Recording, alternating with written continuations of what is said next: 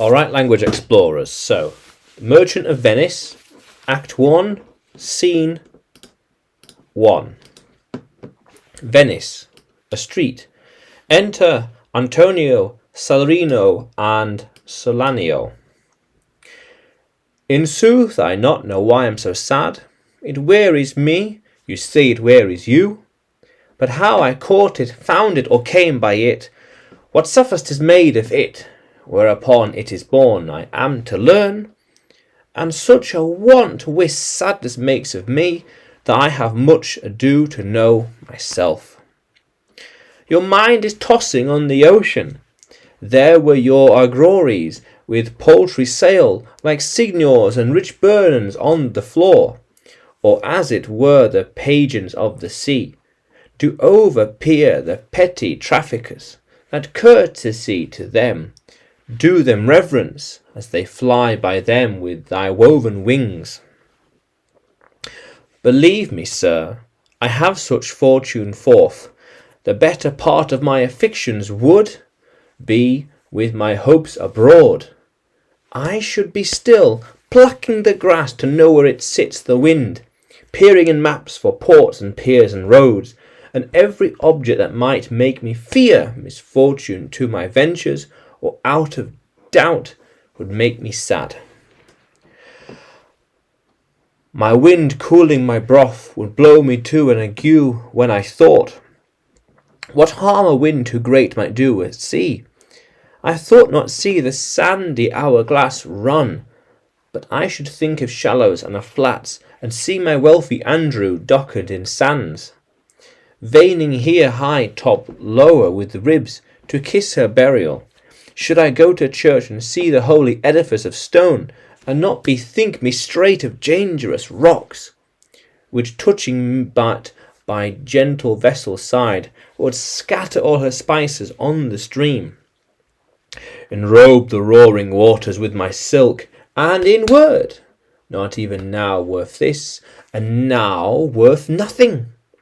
Shall I have thought to think of this, I shall lack the thought, but that such a thing be canneth would make me sad. But tell not me, I know Antonio is sad to think upon his merchandise. Believe me, no, I thank my fortune for it. My ventures are not the bottom, no one bottom trusted, nor in one place, nor is my whole estate upon the fortune of this present year. Therefore my fortune makes me not sad. Why then are you in love? Fie. Not in love either? Not in love neither? Then let us say you are sad, because you are not merry. And 'twere as easy for you to laugh and leap and say you are merry, because you are not sad. Now, my two-headed Janus, nature hath framed strange fellows in her time, some that will evermore deepen, peer through her eyes, and laugh like parrots at a bagpiper, and other of such vinegar aspect, that they'll show their teeth in a way of smile, though Nestor swore the best jest be laughable. Enter Bassino, Lorenzo, and Gratiano. Here comes Bassino, your most noble kinsman. Gratiano and Lorenzo, fare ye well. We leave you now with better company. I would have stayed till I made you merry, if worthier friends had not prevented me. Your worth is very dear my regard. I take in your business calls on you, and your embrace thus occasion to depart. Good morrow, my good lads. Both seniors, good seniors both, when shall we laugh? Say when you grow exceedingly strange, must it be so? We'll make our leisures to attend on yours. Exit Saliano and Soliano. My lord Bassino, since you have found Antonio, you too will leave you, but at dinner time. I pray you have in mind where we must meet. I will not fail you. You look not well, Signor Antonio. You haven't too much respect upon the world. They lose it that do buy it with much care. Believe me, you're marvellously charged. I hold the world, but as the world, Gratiano, a stage where every man must play a part, and mine a sad one. Let me play the fool. With mirth and laughter let all wrinkles come, and let my liver rather heat with wine, than my heart cool with mortifying groans. Why should a man whose blood is warm within sit like this grandsire cut in the alabaster? Sleep when he wakes, and creep into the jaundiced by being peevish. I tell thee what, Antonio, I love thee, and 'tis my love that speaks. There are sort of men whose visages do cream and mantle like a standing pool, and do a wilful stillness entertain, with purpose to be dressed in an opinion of wisdom, gravity, profound conceit, as who should say I am Sir Oracle, and when I ope my lips let no dog bark. O my Antonio, I do know of these, that therefore only are reputed wise, for saying nothing, but I am very sure, if they should speak, would almost damn those ears, which, hearing them, would call their brothers fools. I'll tell thee more on this another time, but fish not with this melancholy bait, for this fool gudgeoned his opinion. Come, good Lorenzo, fare ye well a while. I'll end my extortion after dinner. Well, we will leave you then until dinner time. I must be one of these same dumb-wise men, for Gratiano never lets me speak. Well, keep me company but 2 years mo. Thou shalt not know the sound of thine own tongue. Fare thee well. I'll grow a talker for this gear. Thanks, I faith, for silence only commendable in a neat tongue dry, and a maid not venerable. Exit Gratiano and Lorenzo. Is that anything now? Gratiano speaks an infinite deal of nothing, more than any man in all Venice. His reasons are 2 grains of wheat hid in 2 bushels of chaff. You shall seek all day ere find them, and when you have them, they are not worth the search.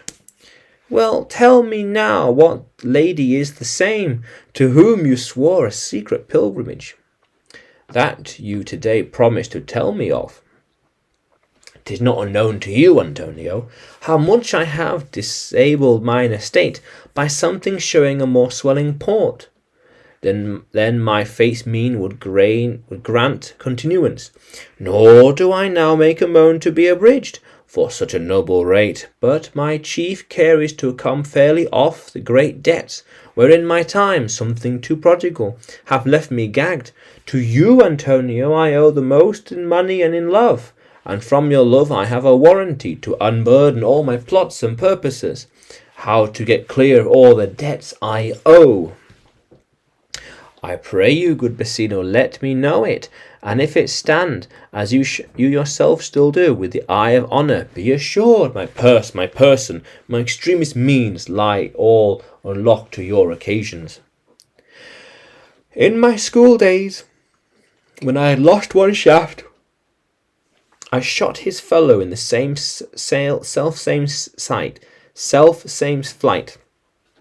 the self-same way, with more advised watch, to find the other forth, and by the adventuring both, too oft I found both. I urged his childhood proof, because what follows is pure innocence.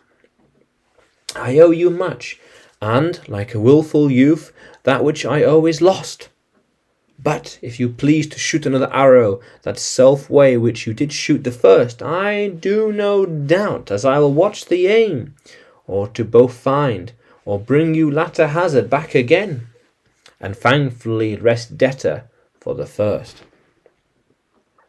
You know me well, and herein spend but time to wind about my love with circumstance, and of no doubt you do me now more wrong, in making questions of my uttermost, than if you had made waste of all I have.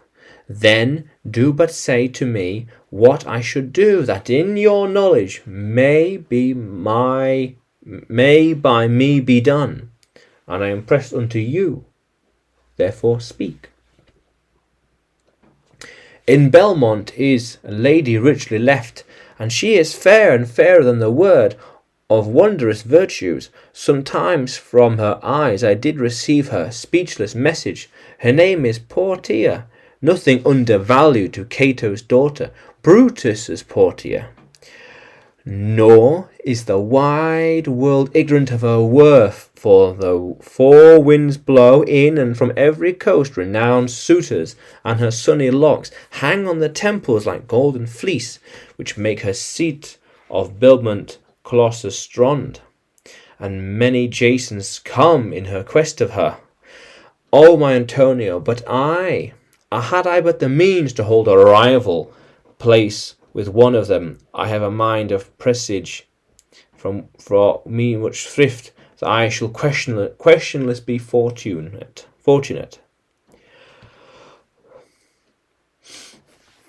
Thou knowest that all my fortunes are at sea, neither have I money nor commodity to raise a present sum.